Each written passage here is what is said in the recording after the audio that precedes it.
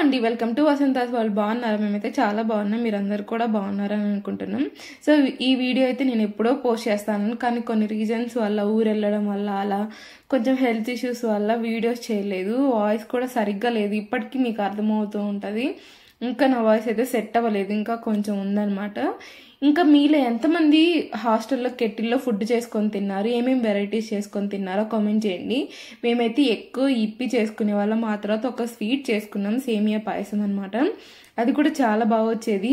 మీలో హాస్టల్లో ఎంతమంది చేసుకున్నారు, ఏమేమి వెరైటీస్ చేసుకున్నారు, మీరు హాస్టల్ లైఫ్ని మిస్ అవుతున్నారా, లేదు అంటే హాస్టల్ లైఫ్ ఎందుకులే అనిపిస్తుందా కామెంట్ చేయండి. సో ఇప్పుడైతే మనము మన వీడియోలోకి వెళ్ళిపోదాం. ఫస్ట్ అయితే ఒక బాండి పెట్టుకొని అందులో ఆయిల్ వేసి, నేనైతే 2 మెంబర్స్ వేసాను కాబట్టి 2 eggs వేసాను, లేదు అంటే మనం ఎక్కువైనా వేసుకోవచ్చు, ఏం కాదు.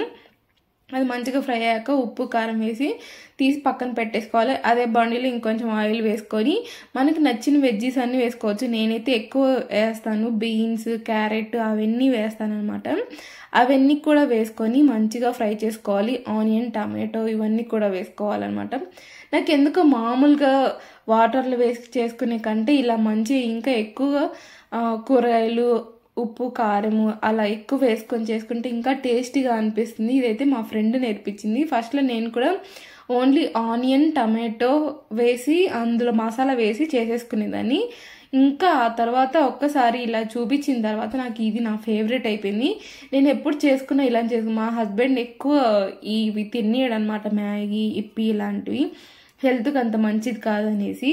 సో అవన్నీ వేసుకొని వాటర్ వేసుకొని మంచిగా బాయిల్ అయిన తర్వాత మన ఇప్పి ప్యాకెట్స్ ఉంటాయి కదా, అవి వేసేసుకొని మంచిగా మిక్స్ చేసుకోవాలి.